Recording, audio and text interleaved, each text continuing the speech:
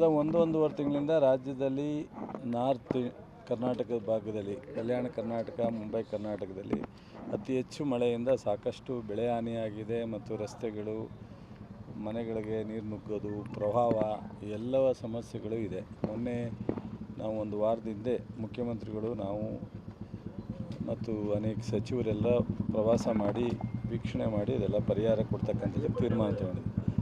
ಇದು ಮೊನ್ನೆಯಿಂದ ಭಾಳ ಮಂಡ್ಯ ಜಿಲ್ಲೆಯಲ್ಲಿ ಮಳೆ ಬಿದ್ದು ಒಂದು ಕಡೆ ನಮ್ಮ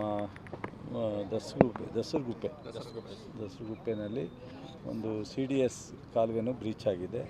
ಇಲ್ಲಿ ಮಂಡ್ಯ ಸಿಟಿನಲ್ಲಿ ಈ ಏನು ಬಿಡಿ ಕಾರ್ಮಿಕರ ಕಾಲೋನಿ ಹೌಸಿಂಗ್ ಬೋರ್ಡ್ ಏನಿದೆ, ಇಲ್ಲಿ ಭಾಳ ದಿವಸದಿಂದ ಕಳೆದ 20 ವರ್ಷದಿಂದ ಇಲ್ಲಿ ಬದುಕ್ತಾ ಇರ್ತಕ್ಕಂಥ ನಾಗರಿಕರೇ ಹೇಳ್ತಾ ಇದ್ದಾರೆ. ಸೊ ಭಾಳಷ್ಟು ನಾವು ಮಳೆ ಬಿದ್ದಾಗ ಮಲಗಲಿಕ್ಕೆ ಆಗ್ತಿರಲಿಲ್ಲ, ಒಂದು ವಾರಗಟ್ಟಲೆ ನಾವು ಮನೆ ಖಾಲಿ ಮಾಡ್ತಿದ್ದೆವು ಅಂತೇಳಿ.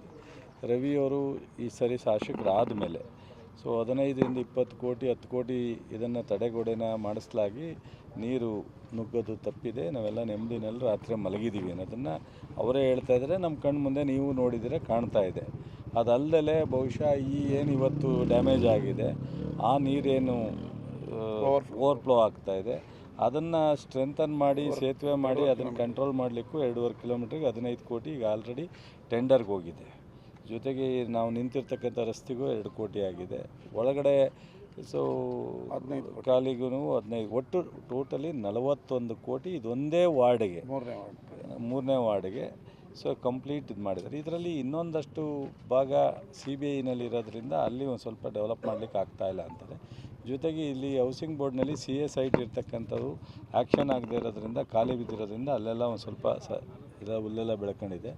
ಬಟ್ಟು ರವಿಯವರು ಎಷ್ಟು ಕಾನ್ಸಂಟ್ರೇಟ್ ಮಾಡಲಿಕ್ಕೆ ಸಾಧ್ಯ, ಎಷ್ಟು ಒಬ್ಬ ಶಾಸಕರಾಗಿ ಮಾಡಲಿಕ್ಕೆ ಸಾಧ್ಯನೋ ಅದಕ್ಕಿಂತ ಮೀರಿ ಈ ಭಾಗದ ಜನರಿಗೆ ಸಮಸ್ಯೆಗೆ ಪರಿಹಾರ ಹುಡುಕುವಂಥ ಕೆಲಸ ಮಾಡಿದ್ದಾರೆ. ಆದರೂ ಒಂದೇ ಸಲ ಎಲ್ಲವೂ ರಿಲೀಫ್ ಆಗಲ್ಲ. ಮಳೆ ನಮ್ಮ ಜೊತೆಲಿಲ್ಲ, ನಮ್ಮ ಕೈಯಲ್ಲಿಲ್ಲ. ಪ್ರಕೃತಿ ಜಾಸ್ತಿ ಆದಾಗ ಏನೇ ಡೆವಲಪ್ ಮಾಡಿದರೂ ಅದು ಮೀರಿ ಸಮಸ್ಯೆ ಆಗುತ್ತೆ. ಸೊ ಅದನ್ನು ಇನ್ನು ಮುಂದೆ ಇವತ್ತಿನ ಏನು ವಾಸ್ತವ ಸ್ಥಿತಿ ಇದೆ ಅದನ್ನು ನೋಡ್ಕೊಂಡು ಮುಂದೆ ಏನೇನು ನಾವು ಕೇರ್ ತೊಗೊಳ್ಳಿಕ್ಕೆ ಸಾಧ್ಯನೋ ಮಾಡ್ತೀವಿ. ನಮ್ಮ DC ಅವರು ಇಲ್ಲೇ ಇದ್ದಾರೆ. ಸೊ ಮೂಡ ಅಧ್ಯಕ್ಷರು ಇದ್ದಾರೆ, ಕಮಿಷನರು ಇದ್ದಾರೆ, ಎಲ್ಲ ಇದ್ದಾರೆ.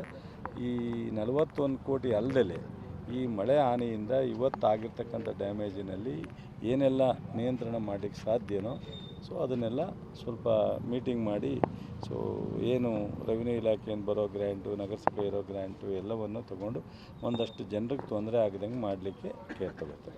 ಪ್ರತಿ ಬಾರಿ CBI ಅಂತಾರೆ, CBI ಪ್ರಕರಣ ಎಲ್ಲಿ ಬಂದಿದೆ ಅಂತ ಸರ್? ಏನಿಲ್ಲ, ಎಲ್ಲ ರೆಕಾರ್ಡು ಅಲ್ಲೇ ಇದೆ. CBI ನಮ್ಮ ಕೈಲಿಲ್ಲ, ಕೋರ್ಟು ನಮ್ಮ ಕೈಲಿಲ್ಲ, ಅವ್ರ ತೀರ್ಮಾನ. ಆದರೆ ಈಗ ಇಲ್ಲಿಂದ ಅಪೀಲ್ ಮಾಡಿ ಸಾರ್ವಜನಿಕರಿಂದ ಈ ಥರ ತೊಂದರೆ ಆಗ್ತಾಯಿದೆ, ನಮಗೆ ನಿಮ್ಮ ಕೇಸ್ ಒಂದು ಕಡೆ ಇದ್ದರೆ ನಮಗೆ ಅನುಕೂಲ ಆಗುವಂಥದ್ದು, ನಮ್ಮ ಅಭಿವೃದ್ಧಿ ಮಾಡಲಿಕ್ಕೋ ಅಥವಾ ಟ್ಯಾಕ್ಸ್ ಕಟ್ಟಲಿಕ್ಕೋ ರಸ್ತೆ ಮಾಡಲಿಕ್ಕೋ ನಮಗೆ ಸ್ವಲ್ಪ ಡೈರೆಕ್ಷನ್ ಬೇಕು ಅಂತೇಳಿ ಕೇಳಲಿಕ್ಕೋಸ್ಕರ ಸೊ ರವಿಯವರೇ ಇಂಟ್ರೆಸ್ಟ್ ತೊಗೊಂಡು ಎಲ್ಲ ಜನಕ್ಕೂ ರಿಕ್ವೆಸ್ಟ್ ಮಾಡಿದ್ದಾರೆ. ಜನರು ಸಹ ಅಪೀಲ್ ಮಾಡಲಿಕ್ಕೆ ತಯಾರಿದ್ದಾರೆ. ಅದರಿಂದ ಅದಾದಮೇಲೆ ನೋಡೋಣ ಮಾಡಿ. ಜಿಲ್ಲೆಯಲ್ಲಿ ಎಷ್ಟು ಬೆಳೆ ಹಾನಿಯಾಗಿದೆ? ಜಿಲ್ಲೆ ಇಡೀ ರಾಜ್ಯದಲ್ಲಿ ನಮಗೀಗ 13 ಲಕ್ಷ ಆಗಿದೆ. ನಮ್ಮ ಜಿಲ್ಲೆಯಲ್ಲಿ 80 ಹೆಕ್ಟೇರ್ಸ್ ಅಂದಾಜು. ಬಟ್ ಅದೇನಾಗುತ್ತೆ, ಮೊನ್ನೆ ಮಾಡಿರೋದೆಲ್ಲನೂ ಇನ್ನೂ ಜಾಯಿಂಟ್ ಸರ್ವೆ ಮಾಡಲಿಕ್ಕೆ ಇವತ್ತು ನಾಳೆ ಮಳೆ ನಿಂತ ಮೇಲೆ ಮಾಡಲಿಕ್ಕೆ ಸಾಧ್ಯ. ಇನ್ನೂ ಪಕ್ಕಾ ರಿಪೋರ್ಟ್ ಇರಲ್ಲ. ಇಲ್ಲಿವರೆಗೆ 70ರಿಂದ 80 ಲಕ್ಷ ಹೆಕ್ಟೇರ್ಸ್ ಈ ನಮ್ಮ ಜಿಲ್ಲೆನಲ್ಲಾಗಿದೆ. ಇಡೀ ರಾಜ್ಯದಲ್ಲಿ 80 ಹೆಕ್ಟೇರ್ಸ್, 80 ಲಕ್ಷ ಅಲ್ಲ. 12ರಿಂದ 13 ಲಕ್ಷ ಹೆಕ್ಟೇರ್ಸು ಇಡೀ ರಾಜ್ಯದಲ್ಲಾಗಿದೆ.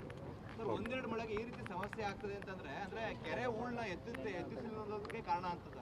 ಸರಿಯಪ್ಪ, ಇದೇ ಸಮಸ್ಯೆ ಇದೆ, ಸಮಸ್ಯೆ ಇಲ್ಲ ಅಂತ ಹೇಳಲ್ಲ. ಸಮಸ್ಯೆನ ಇವತ್ತೇ ಮಾಡೋಕ್ಕಾಗಲ್ವಲ್ಲ. ಅದರಿಂದ ಜನರಿಗೆ ತೊಂದರೆ ಆಗದಂಗೆ ಏನು ಮಾಡ್ಲಿಕ್ಕೆ ಸಾಧ್ಯ ಮಾಡೋಣ. ಸೊ ಈಗ ಕಾವೇರಿ ನಿಗಮದಲ್ಲಿ ಕೆರೆ ಹೂಳೆತ್ತಬೇಕು, ಕಾಲುವೆನ ಮಾಡರ್ನೈಸೇಷನ್ ಮಾಡಬೇಕು ಅಂದರೆ ಒಂದು 3 ವರ್ಷ ಪೂರ್ತಿ ಕಾಲುವೆ ನಿಲ್ಲಿಸ್ಬೇಕು. 3 ವರ್ಷ ಕಾಲುವೆ ಕೆಲಸನ ಪೂರ್ಣ ನೀರನ್ನು ನಿಲ್ಲಿಸಿ ಆ ನಂತರ ಅಷ್ಟು ಒಂದು ಕನಿಷ್ಠ ಒಂದು 5,000 ಕೋಟಿಯನ್ನು ಸಂಪೂರ್ಣ ನಿಗಮದಲ್ಲಿ ಕಾವೇರಿ ಅಚ್ಚುಕಟ್ಟಿನಲ್ಲಿ ಒದಗಿಸಿದ್ರೆ ಆವಾಗ ಶಾಶ್ವತವಾಗಿ ಪರಿಹಾರ ಆಗುತ್ತೆ. ಆಗದೇನಿಲ್ಲ, ಈಗ ಕೇಳಿಲಿ. ಸೊ ಹೌದು, ಜನರು 1 ವರ್ಷ ಒಂದು ಬೆಳೆನ ಅವರು ತಡ್ಕೋಬೇಕಾಗತ್ತೆ. ಈಗ ಆಲ್ರೆಡಿ ಅಲ್ಲಲ್ಲೇ ಮಾಡ್ರನೇಷನ್ಗೆ 2,000 ಕೋಟಿ ಹೆಚ್ಚು ಕಡಿಮೆ ಇಡೀ ಜಿಲ್ಲೆ ಒಳಗಡೆ ಹೇಮಾವತಿ ಮತ್ತು ಕಾವೇರಿ ಅಚ್ಚುಕಟ್ಟಿನ ಪ್ರದೇಶದಲ್ಲಿ ನಮ್ಮ ನೀರಾವರಿ ಸಚಿವರು ಮುಖ್ಯಮಂತ್ರಿಗಳು ಇಬ್ಬರು ಕೊಟ್ಟಿದ್ದಾರೆ. ಎಲ್ಲ ಕ್ಷೇತ್ರದಲ್ಲೂ ಸಹ ಟೆಂಡರ್ ಆಗ್ತಾಯಿದೆ, ಕೆಲಸ ಕೆಲವು ಆಗ್ತಾಯಿದೆ. ಇನ್ನು ನಾವು ಬಹುಶಃ ಸಂಪೂರ್ಣವಾಗಿ ಹೇಮಾವತಿ ಮತ್ತು ನಮ್ಮ KRS ಅಚ್ಚುಕಟ್ಟಿನಲ್ಲಿ ಮಾಡ್ರನೇಷನ್ ಆಗಿ ನೀರು ಥೈಲ್ಯಾಂಡಿಗೆ ತಲುಪಬೇಕು, ಈ ಥರ ಓವರ್ಫ್ಲೋ ಆಗಬಾರ್ದು, ಮಳೆ ಹೋದಾಗ ಹಾನಿ ಆಗಬಾರ್ದು ಅಂತ ಅಂದರೆ ಬಹುಶಃ ಒಂದು 5,000 ಕೋಟಿ ಮಂಜೂರು ಮಾಡಬೇಕಾಗತ್ತೆ. ಆ 5,000 ಕೋಟಿ ಮಾಡೋ ಟೈಮ್ನಲ್ಲಿ ರೈತರು ಸಹ 1 ವರ್ಷ 2 ವರ್ಷ ಸಂಪೂರ್ಣವಾಗಿ ಬೆಳೆಯನ್ನು ಆಯಿತು, ಮುಂದೆ 50 ವರ್ಷ ನಮ್ಗೆ ಅನುಕೂಲ ಆಗಬೇಕು ಅಂದರೆ 2 ವರ್ಷ ನಾವು ಬೆಳೆಯೋದನ್ನ ಕನಿಷ್ಠ 1 ವರ್ಷನಾದ್ರು ನಿಲ್ಲಿಸ್ಕೊಡ್ತೀವಿ ಅಂತ ಅಂದರೆ ಒಂದು ಕಡೆ ದುಡ್ಡು ಪೂರ್ಣ ಪ್ರಮಾಣದಲ್ಲಿ ರಿಲೀಸ್ ಆಗಬೇಕಾಗುತ್ತೆ, ಒಂದು ಕಡೆ ರೈತರು ಸಹ ಸ್ಪಂದಿಸಬೇಕಾಗುತ್ತೆ. ಈಗ ಮದ್ದೂರಿನಲ್ಲಿ ನಮ್ಮ ಸಂಘಟನೆಗಳು ಭಾಳ ಸ್ಟ್ರಾಂಗ್ ಆಗಿದ್ದಾವೆ.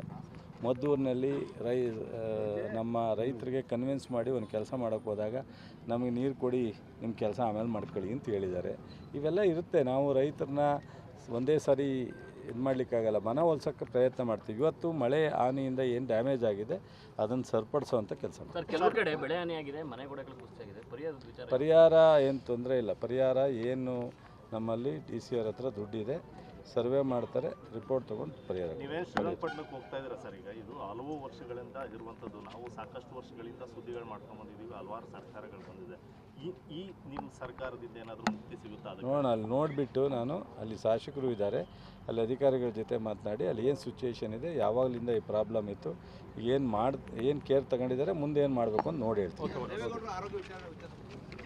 ದೇವೇಗೌಡರು ವಿಚಾರಿಸ್ಕೊಂಡಿದ್ದೀನಿ ಬೇರೆಯವ್ರ ಮೂಲಕ, ಅವ್ರ ಹತ್ರ ನೇರವಾಗಿ ಮಾತಾಡೋ ಪರಿಸ್ಥಿತಿಯಲ್ಲಿ ಇವತ್ತು ಹಾಸ್ಪಿಟ್ಲಲ್ಲಿ ಇರೋದ್ರಿಂದ ಪ್ರಯತ್ನ ಮಾಡಿಲ್ಲ.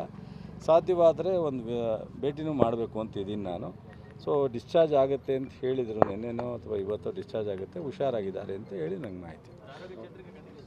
ಖಂಡಿತ ದೇವರಲ್ಲಿ ಪ್ರಾರ್ಥಿಸ್ತೀವಿ, ಒಳ್ಳೆಯದಾಗಲಿ, ಅವ್ರ ಆರೋಗ್ಯ ಚೇತರಿಸ್ಕೊಂಡು ಚೆನ್ನಾಗಿರಬೇಕು ಅಂತೇಳಿ ನಾವೆಲ್ಲ ಬಯಸ್ತೀವಿ. Thank you.